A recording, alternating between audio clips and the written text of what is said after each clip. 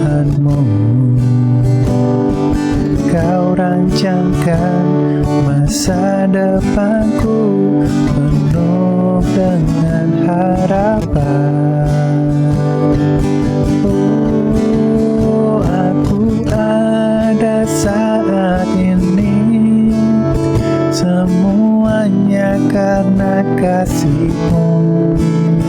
Aku hidup hari ini, semua berkat kemurahan-Mu.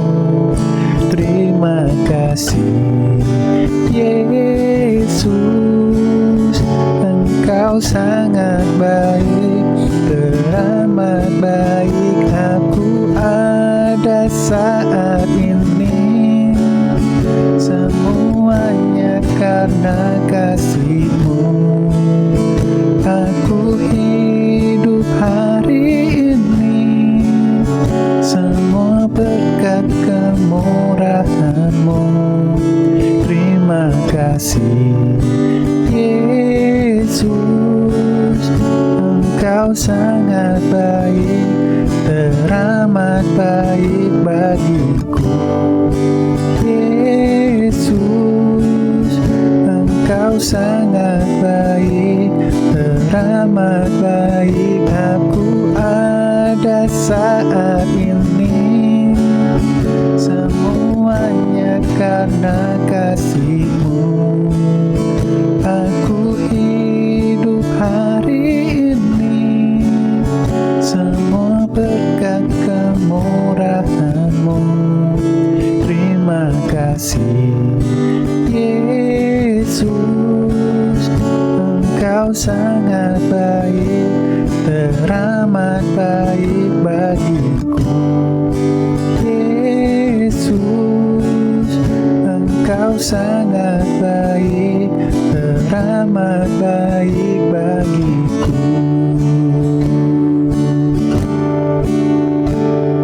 Terima kasih, berkat anugerah Tuhan.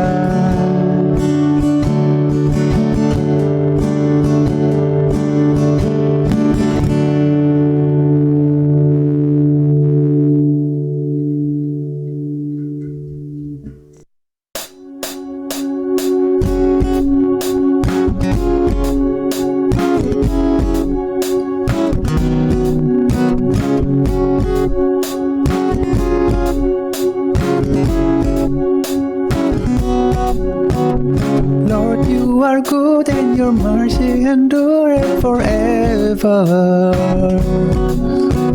Lord, you are good and your mercy endureth forever.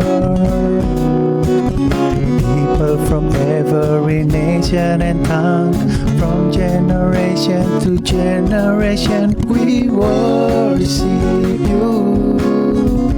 Hallelujah, hallelujah, we worship you for who you are.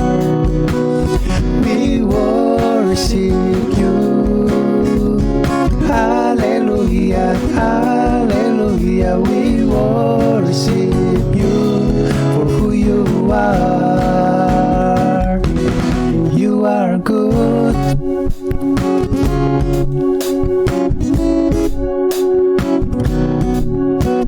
Lord, you are good and your mercy endureth forever. Lord, you are good and your mercy endureth forever. People from every nation and tongue, from generation to generation, we worship you. Hallelujah, hallelujah, we worship you for who you are. We worship you.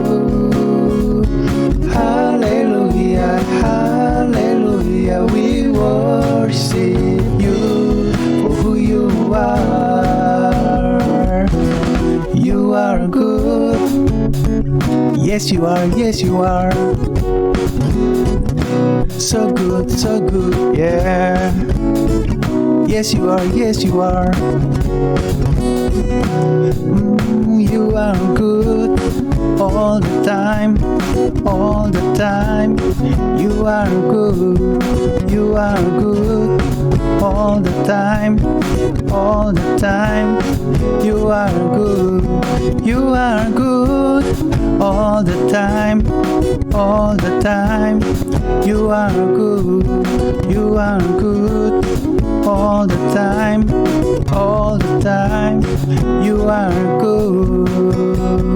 People from every nation and tongue, from generation to generation, we worship you. Hallelujah, hallelujah, we worship you for who you are. We worship you. Hallelujah, hallelujah, we worship you for who you are, for who you are, for who you are. You are good.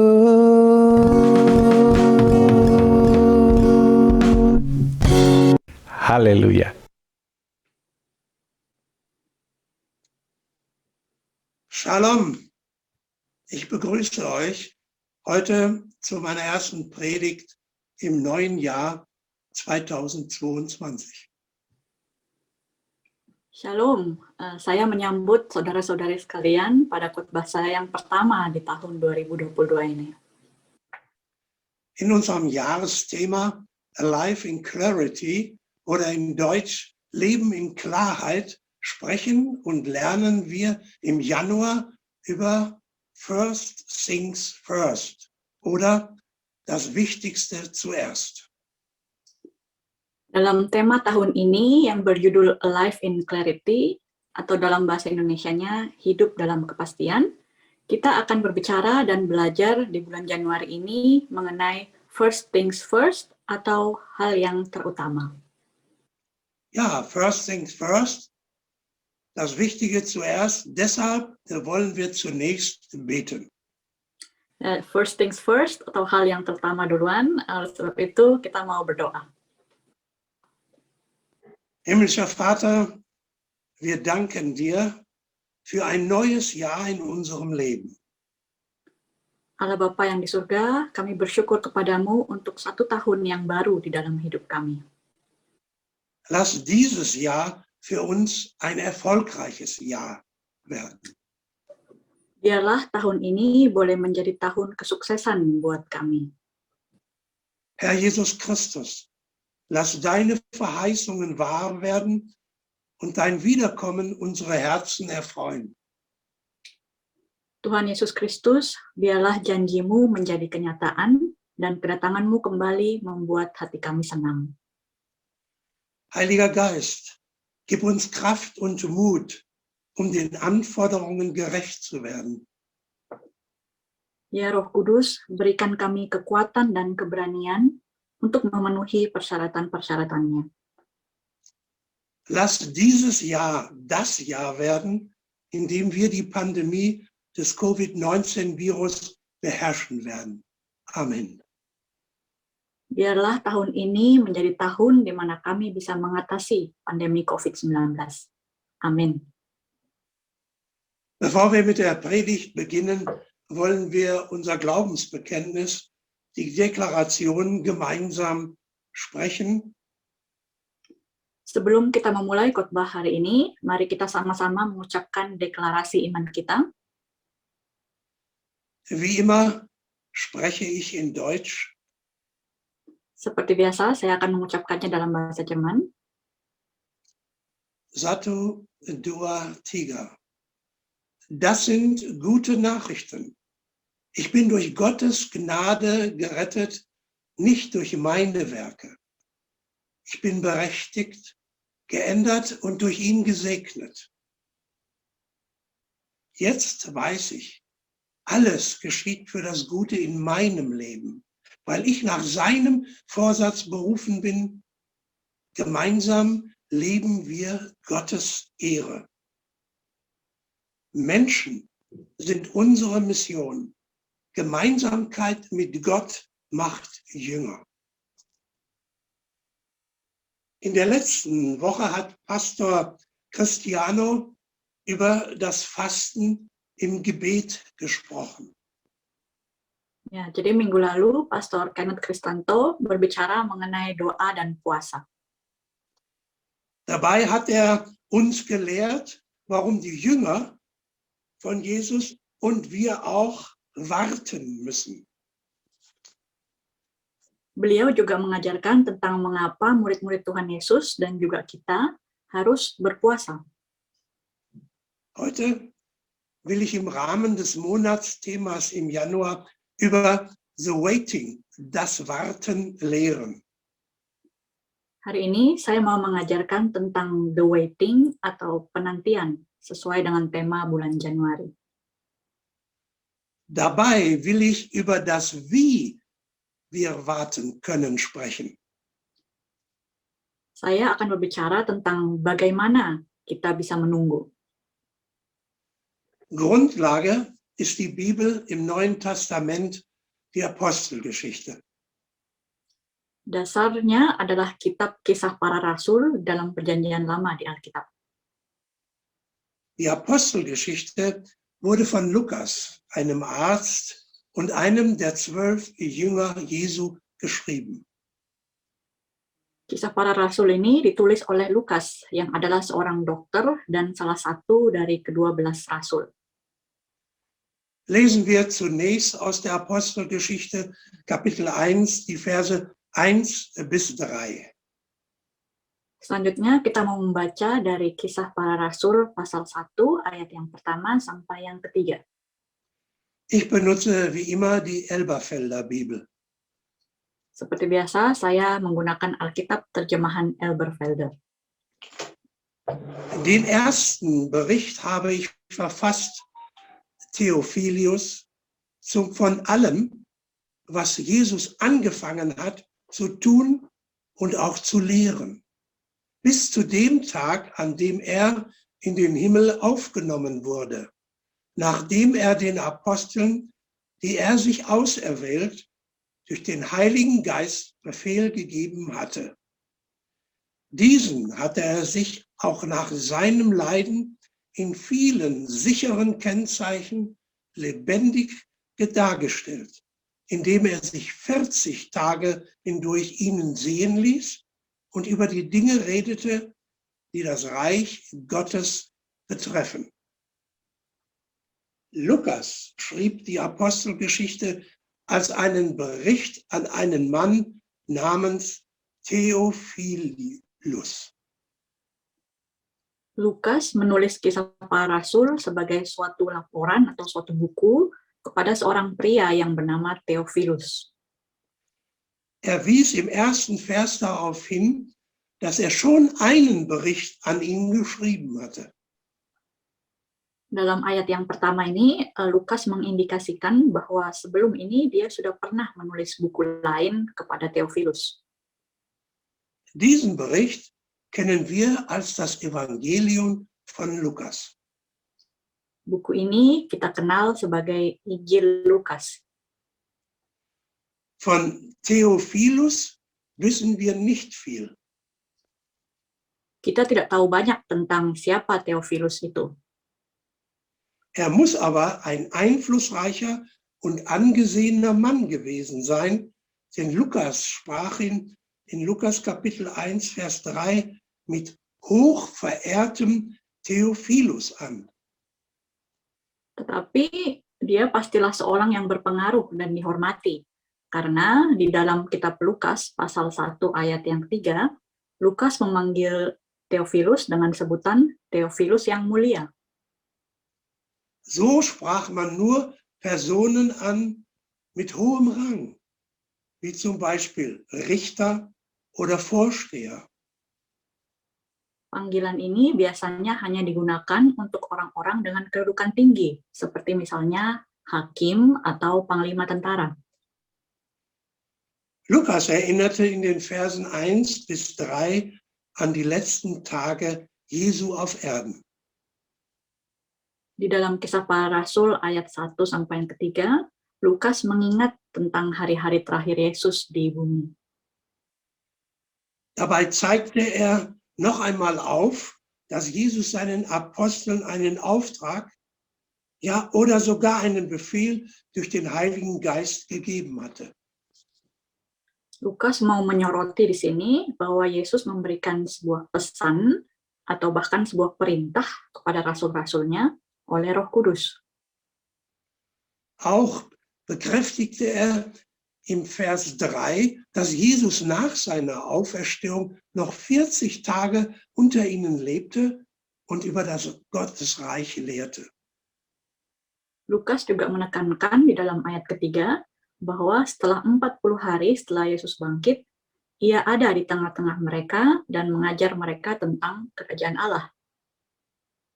Er lebte in einem neuen Körper, aber er war real.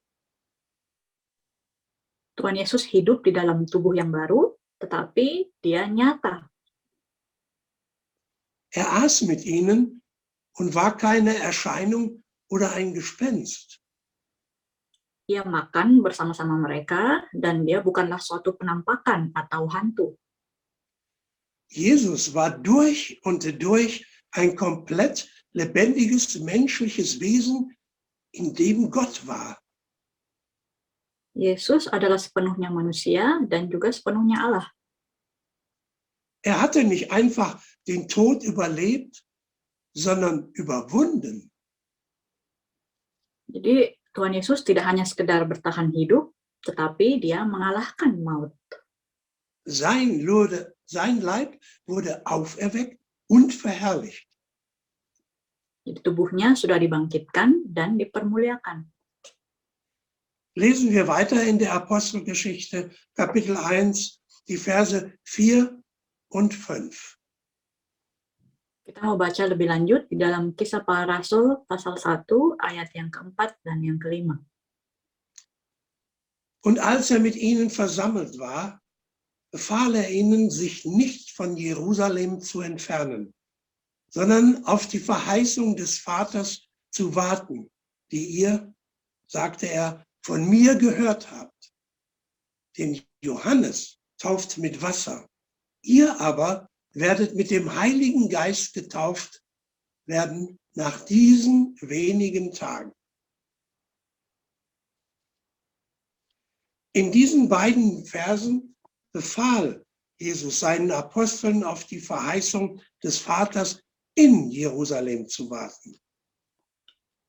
Di dalam kedua ayat ini, Yesus memerintahkan rasul-rasulnya untuk tinggal di Yerusalem, menantikan pengenapan janji Bapa. Und er versprach ihnen, dass sie nach 40 Tagen mit dem Heiligen Geist getauft werden.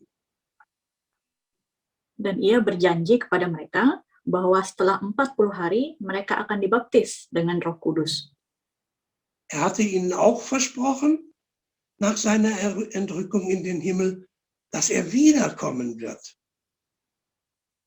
Ia juga berjanji kepada mereka sebelum ia terangkat ke surga, bahwa ia akan datang kembali. Jesus sagte auch, dass er bis dahin durch den Heiligen Geist immer bei ihnen sein wird. Yesus juga berkata bahwa sampai saat itu tiba, dia akan selalu ada bersama-sama dengan mereka lewat Roh Kudus. Das Warten auf diese erste Verheißung, den Heiligen Geist, war mit 40 Tagen für die Apostel relativ kurz. Jadi masa penantian selama 40 hari yang harus dijalani oleh para rasul untuk janji yang pertama, yaitu Roh Kudus, sebenarnya adalah waktu yang relatif singkat. Doch es war auch eine Zeit der Angst vor Verfolgung und Unsicherheit. Tapi sebenarnya masa itu adalah masa yang penuh dengan ketakutan akan penganiayaan dan ketidakpastian. Sie wurden immer noch als Anhänger von Jesus durch die Pharisäer und die Oberen der Juden gesucht und verfolgt. Jadi sebagai pengikut Yesus, mereka masih dicari-cari dan diburu oleh orang-orang Farisi dan petinggi-petinggi orang Yahudi. Auch wenn wir heute 40 Tage auf etwas warten müssen, kommt es uns manchmal wie eine kleine Ewigkeit vor. Kalau kita pun hari-hari ini harus menunggu sesuatu selama 40 hari, terkadang kita merasa sepertinya sudah menunggu berabad-abad. Warten hat etwas mit der Erwartung von etwas zu tun. Jadi menunggu itu ada hubungannya dengan mengharapkan sesuatu. Wenn ein kleines Kind fragt, wann ist denn Weihnachten? Und wir antworten, in 40 Tagen, das ist das für das Kind unheimlich lange. Kalau kita ditanya oleh seorang anak kecil, kapan sih Natal itu? Dan kita menjawab mereka 40 hari lagi. Buat anak kecil itu juga pasti rasanya lama sekali. Die Israeliten warteten 400 Jahre darauf, dass Gott sie aus der Sklaverei in Ägypten befreien würde. Bangsa Israel menunggu 400 tahun lamanya sebelum Allah membebaskan mereka dari perbudakan bangsa Mesir. Und Gott führte sie durch Moses nicht im direkten Weg nach Kanaan. Dan Allah melalui Musa tidak menuntun mereka secara langsung ke Kanaan. Sie mussten am Fuß eines Berges lagern, während Gott auf dem Berg Mose Anweisungen, die 10 Gebote gab. Mereka harus berkemah di kaki gunung, sementara Allah memberikan 10 perintahnya kepada Musa. Aber nach 40 Tagen Warten wurde das Volk ungeduldig. Tetapi setelah 40 hari menunggu, bangsa Israel mulai tidak sabar. Das, was sie sich erhofften, erfüllte sich nicht sofort. Hal yang mereka harapkan tidak langsung terpenuhi. Sie verwarfen Gott und trafen eine schlechte Entscheidung. Mereka meninggalkan Allah dan mengambil suatu keputusan yang buruk. Sie machten, was sie wollten und schufen sich einen Gott aus Gold und tanzten um die Figur des Kalbes herum. Mereka berbuat sesuka hati mereka dan membuat sebuah berhala dari emas. Kemudian menari-nari mengelilingi patung anak lembu itu. Ihr könnt diese Geschichte und besonders ihre Folgen im 2. Buch Mose, Kapitel 32, nachlesen. Kalian dapat membaca cerita ini dan juga kelanjutan ceritanya di Kitab Keluaran pasal yang ke-32. Wir warten nun auch schon 200 Jahre auf das Wiederkommen unseres Herrn Jesus Christus. Kita juga sudah menantikan kedatangan kembali Tuhan kita Yesus Kristus selama hampir 2000 tahun. Warten ist also nicht immer einfach. Jadi menanti itu tidak selalu mudah. Es gibt viele Arten von Warten und was man in dieser Zeit macht. Ada banyak jenis penantian dan hal-hal yang orang lakukan selama menanti. Jeder von uns hat schon mal an einer Haltestelle auf einen Bus, eine Straßenbahn oder auf einen Zug gewartet. Setiap daripada kita pasti sudah pernah menunggu bus, tram atau kereta di sebuah halte. Der eine raucht noch eine Zigarette, viele sprechen in ihr Handy oder spielen mit dem Handy. Ada yang menunggu sambil merokok, banyak juga yang main handphone. Einige lesen die Morgenzeitung, andere auch ein Buch. Beberapa orang membaca buku atau yang lainnya membaca koran. Manche laufen unruhig umher und schauen ständig auf die Uhr. Yang lainnya lagi berjalan gelisah hilir mudik dan terus-menerus melihat jam. Doch es gibt auch solche, die auf der Bank sitzen und schlafen etwas. Tetapi ada juga yang duduk saja di bangku dan malah tidur sebentar. Jeder tut etwas anderes, wenn man warten muss.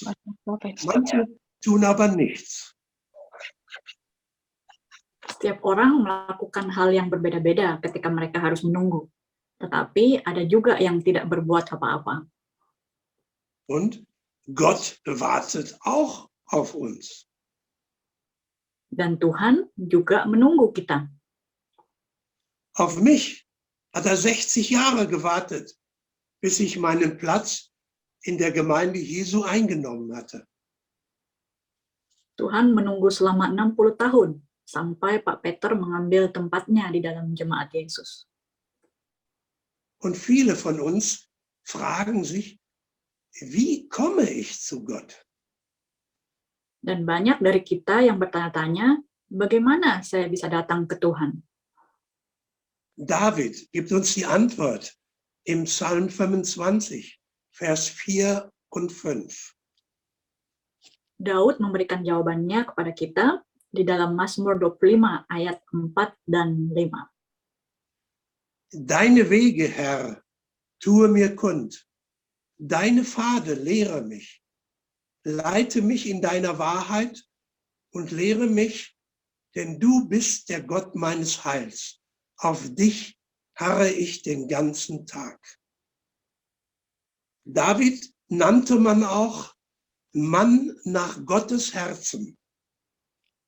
Daud juga disebut sebagai orang yang berkenan di hati Allah. David hatte sich Gott vollkommen unterworfen. Daud sudah menyerahkan dirinya sepenuhnya kepada Allah. Er hatte volles Vertrauen in Gott und war voller Demut und Gehorsam. Ia memiliki kepercayaan penuh kepada Allah dan juga penuh dengan kerendahan hati dan ketaatan. So gab Gott ihm Hoffnung und Zuversicht und zeigte dabei innigste Freundschaft.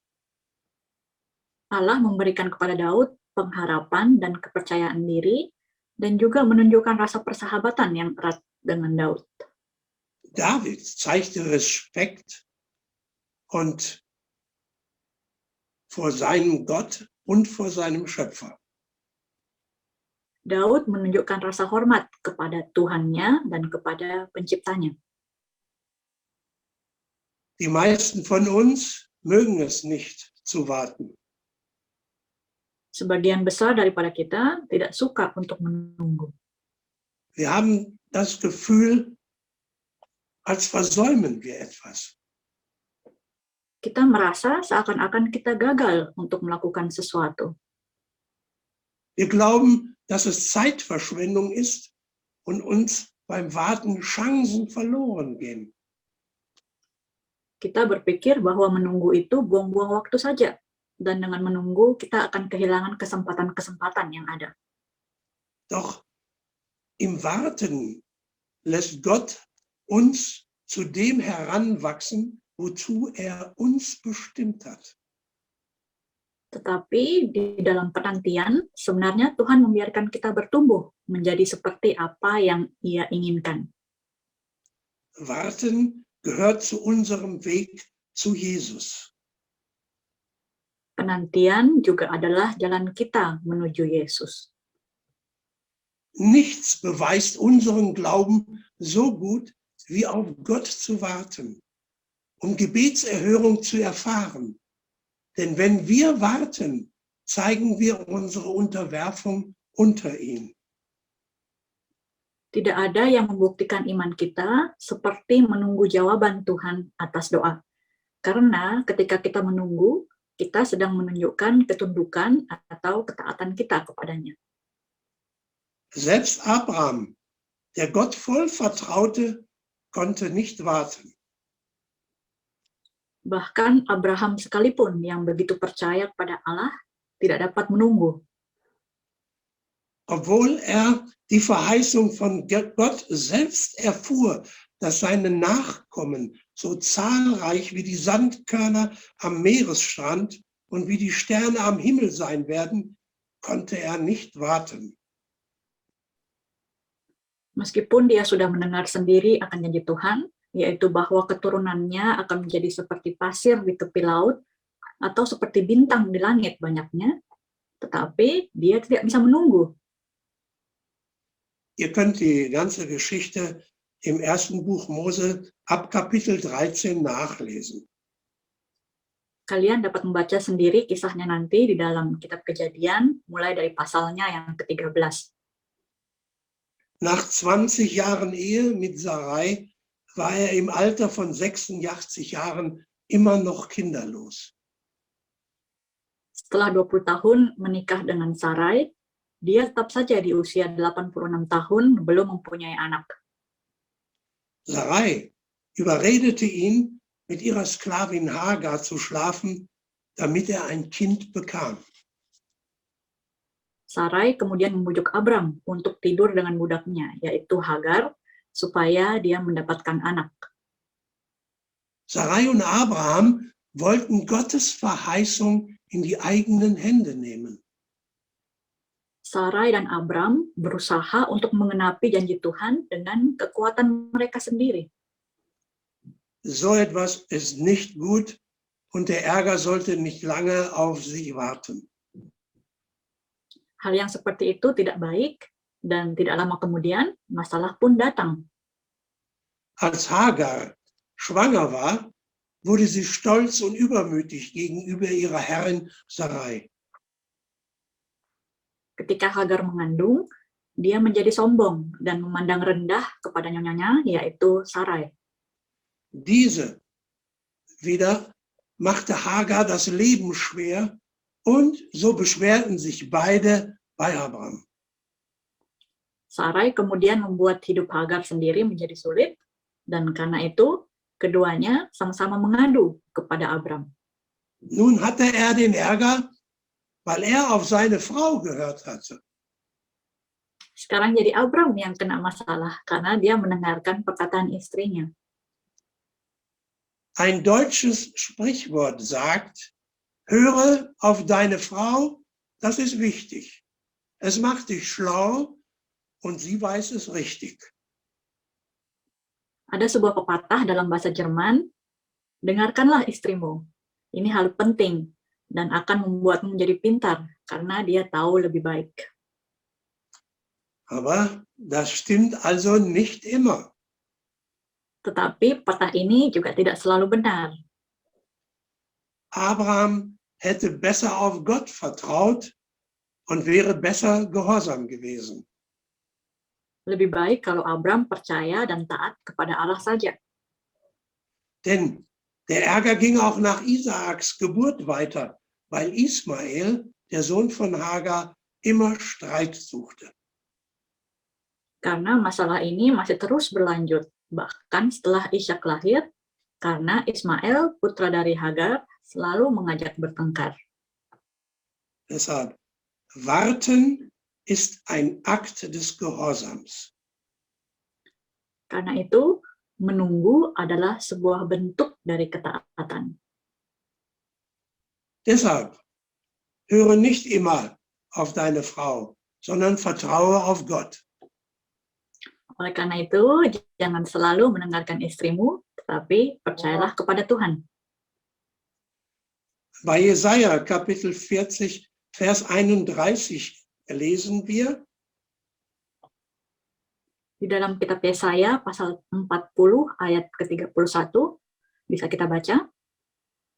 aber die auf den Herrn hoffen, gewinnen neue Kraft. Sie heben die Schwingen empor wie die Adler.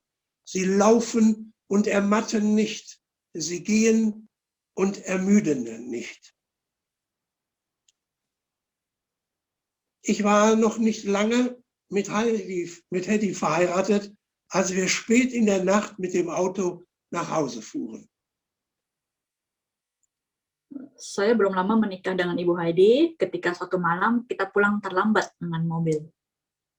An einer Straßenkreuzung, an der die Ampel rot anzeigte, hielt ich an. Di suatu persimpangan jalan, ketika lampunya merah, saya berhenti. Meine Frau fragt mich, warum hältst du an? Istri saya bertanya kepada saya, kenapa kamu berhenti? Ich antworte, weil wir rot haben. Saya menjawab, ya karena lampunya merah.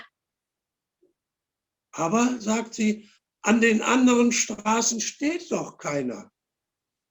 Tapi Ibu Haini menjawab, tapi jalanannya kan kosong. Ich bin nicht gefahren, weil ich es so gelernt hatte. Saya tetap saja tidak jalan, karena begitulah yang dulu saya pelajari. Ich habe gewartet, bis die Ampel grün anzeigte. Saya tetap menunggu sampai lampunya hijau. Ich habe nicht auf meine Frau gehört, denn es konnte ja eine Radaranlage in der Nähe sein.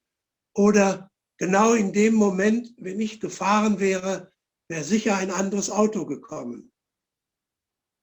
Saya tidak mendengarkan istri saya, karena mungkin ada sensor kecepatan di dekat situ. Atau bisa saja pada saat saya memutuskan untuk jalan, tiba-tiba ada mobil lain yang datang. Als ich zum ersten Mal in Indonesien war, konnte ich ihre Reaktion dann verstehen. Baru pada saat saya pertama kalinya ke Indonesia, saya bisa mengerti reaksi istri saya itu. Warten braucht Kraft und auch etwas Mut. Besonders dann, wenn du nicht auf den Rat deiner Frau hörst. Menunggu membutuhkan tenaga dan juga keberanian, terutama kalau kita tidak mendengarkan nasihat istri kita. Doch Gott hat uns nicht einen Geist der Schwachheit oder der Zagheit gegeben, sondern einen Geist der Kraft, Ausdauer und Mut. Tetapi Tuhan tidak memberikan kepada kita roh kelemahan atau ketakutan, melainkan roh kekuatan, ketekunan, dan keberanian. Warten kostet manchmal aber auch viel Kraft. Menunggu terkadang juga menguras banyak tenaga. Wenn ich ein Paket erwarte, dessen Inhalt ich dringend brauche, Misalnya ketika saya menunggu paket yang isinya saya butuhkan dengan segera, oder wenn ich beim Arzt war und das Ergebnis der Untersuchungen auf sich warten lässt, atau ketika saya ke dokter dan hasil pemeriksaannya masih harus ditunggu lama, so erging es den Jüngern nach dem Tod, nach seinem Tod bis zur Auferstehung Jesu und zum Empfang des Heiligen Geistes. inilah juga yang dialami oleh murid-murid Yesus pada masa setelah Yesus mati sampai waktu kebangkitannya dan pencurahan Roh Kudus. So ähnlich geht es uns Christen beim Warten auf die Wiederkehr unseres Herrn Jesus Christus. Demikian juga keadaan kita, orang-orang Kristen, pada saat kita menunggu kedatangan kembali Tuhan kita Yesus Kristus. Wir müssen ausharren und immer an das Versprechen Gottes im Glauben bleiben. Kita harus bertahan dan tetap selalu percaya dan mengimani akan janji Tuhan. Wir müssen ausharren und nicht einfach losrennen, bevor der Startschuss gefallen ist. Kita harus bertahan dan tidak boleh lari duluan sebelum tembakan tanda start dilepaskan. Da gab es einen deutschen Leichtathleten, Jürgen Hinksen, 1988 ein Anwärter auf die Goldmedaille im Zehnkampf. Ada seorang atlet Jerman dalam cabang atletik yang bernama Jürgen Hinksen. Dia ini adalah seorang yang dijagokan untuk memenangkan medali emas tahun 1988 dalam perlombaan atletik dasar lomba. Bei der ersten Disziplin, dem 100-Meter-Lauf, verursachte er 3 Fehlstarts und wurde daraufhin disqualifiziert. Tetapi pada tahap yang pertama, yaitu lomba lari 100 meter, dia 3 kali salah start yang menyebabkan dia kemudian didiskualifikasi. Er hatte nicht den Mut, nach seinem ersten und zweiten Fehlstart etwas länger auf den Startschuss zu warten. Dia tidak memiliki keberanian setelah salah start yang pertama dan kedua untuk menunggu tembakan start sedikit lebih lama. So ergeht es uns, wenn wir nicht auf Gottes Verheißungen, den Startschuss für das ewige Leben mit Gott warten. Inilah juga yang akan terjadi dengan kita kalau kita tidak menunggu akan pengenapan janji Tuhan, yang seperti tembakan start untuk memasuki hidup kekal bersama Tuhan. Denn in Sprüche 27, Vers 14, harre auf den Herrn, sei stark und dein Herz erweise sich mutig und harre auf den Herrn.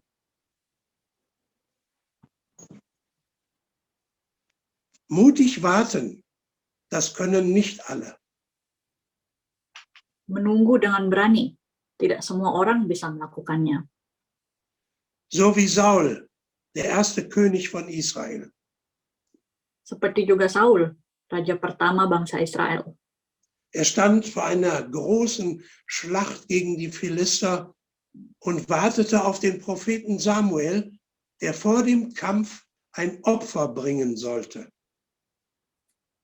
Dia menghadapi peperangan besar melawan bangsa Filistin, dan dia menunggu kedatangan Nabi Samuel yang seharusnya membawa korban bakaran sebelum perang dimulai. Als dieser sich verspätete, verlor Saul die Geduld und brachte das Brandopfer selber dar, obwohl das nur der Prophet durfte. Ketika Samuel datang terlambat, Saul kehilangan kesabarannya dan mempersembahkan korban bakaran sendiri. Padahal hanya Samuel yang boleh melakukannya. Die Folge war, Gott hat Saul als König verworfen. Akibatnya, Allah membuang Saul sebagai raja. Saul hatte nicht den Mut zu warten. Saul tidak memiliki keberanian untuk menunggu. Mutig warten hat sehr viel mit Vertrauen zu tun. Menunggu dengan berani itu berkaitan erat dengan kepercayaan. So lesen wir dazu in Sprüche Kapitel 3, die Verse 5 und 6. Kita membaca tentang ini dalam kitab Amsal pasal ketiga, ayat yang kelima dan yang keenam. Vertraue auf den Herrn mit deinem ganzen Herzen und stütze dich nicht auf deinen Verstand. Auf all deinen Wege erkenne nur ihn, denn er ebnet selbst deine Pfade. Wir müssen auf die Wiederkehr unseres Herrn Jesus Christus im Glauben warten. Kita harus menunggu kedatangan kembali Tuhan kita Yesus Kristus di dalam iman. Unser Glauben soll stärker werden, auch wenn sich die Wiederkehr nach unseren Vorstellungen verzögert. Iman kita harus bertambah kuat, sekalipun menurut kita kedatangannya sepertinya tertunda.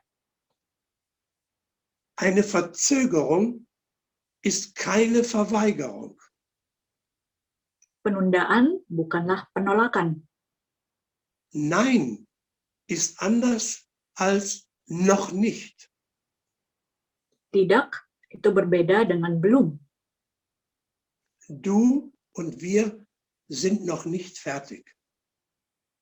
Kamu atau kita hanyalah belum siap.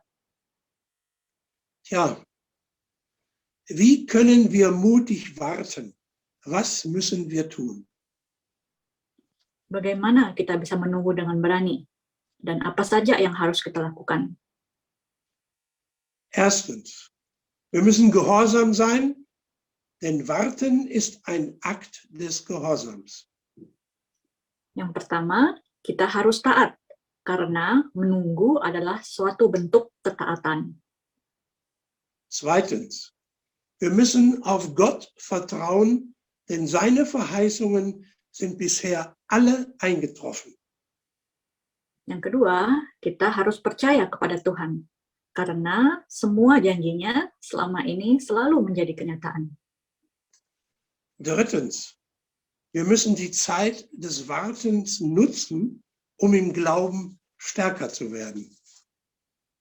Ketiga, kita harus memanfaatkan waktu menunggu ini untuk menjadi lebih kuat lagi di dalam iman.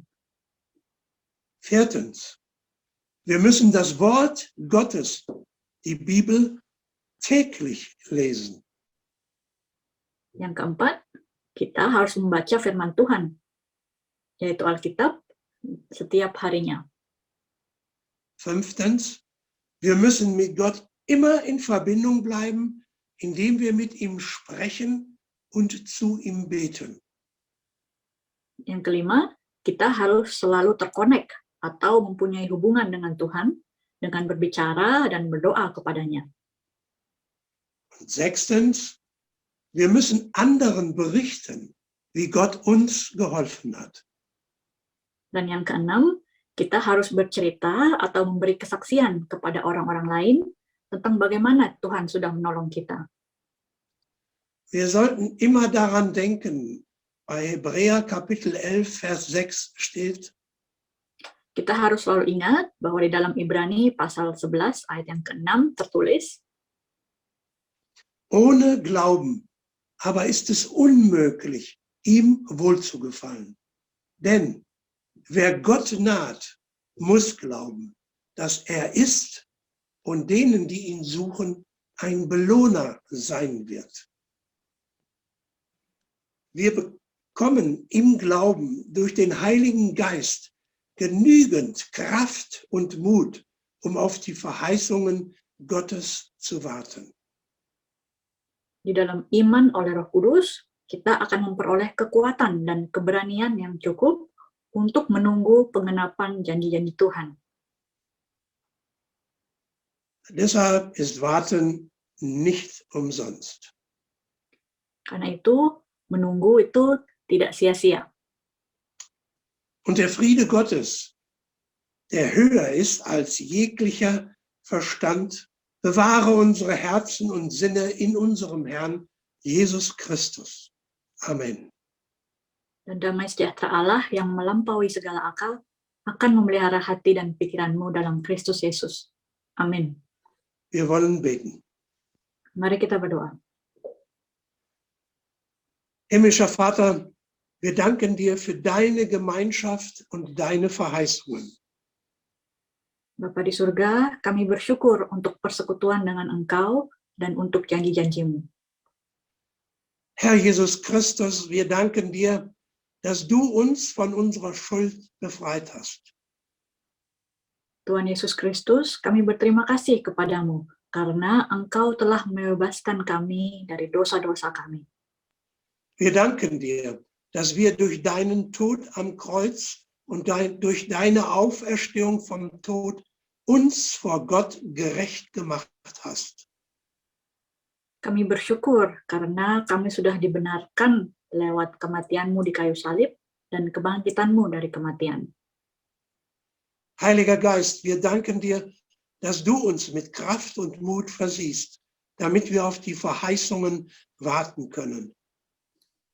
Roh Kudus, kami berterima kasih kepadamu karena Engkau telah memberikan kekuatan dan keberanian kepada kami supaya kami dapat menunggu penggenapan janji-janji-Mu. Lass uns nicht verzweifeln, wenn Antworten auf unser Gebet nicht sofort kommen. Jangan biarkan kami putus asa kalau jawaban doa kami tidak segera datang. Herr, lass alle Dinge in dieser Pandemiezeit sich zum Guten wenden. Ya Tuhan, pakailah segala hal di masa pandemi ini untuk mendatangkan kebaikan. Hilf uns, wenn wir uns manchmal überfordert fühlen von dem, was um uns herum geschieht. Tolonglah kami kalau terkadang kami merasa kewalahan dengan apa yang terjadi di sekitar kami. Hilf uns, wenn die Zukunft unsicher erscheint und es uns Angst macht. Tolong kami kalau masa depan seakan-akan tidak pasti dan membuat kami takut. Erinnere uns an deine Zusagen. Ingatkan kami senantiasa akan jaminan yang daripadamu. Lass uns beim Lesen der Bibel Ermutigung finden. Biarlah kami menemukan dorongan yang kami butuhkan pada saat kami membaca Alkitab. Nimm unsere Opfergaben dankend an und vervielfältige sie. Terimalah dan lipat gandakanlah persembahan syukur kami. Segne jeden mit dem Segen Abrahams, der mit Freude gibt. Berkatilah setiap yang memberi dengan sukacita, dengan berkat Abraham. Lass alle eine neue Salbung bekommen.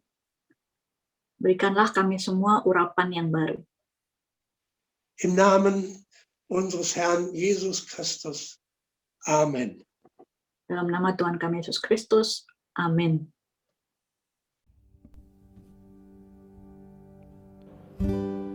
I sing praises to your name, oh Lord, praises to your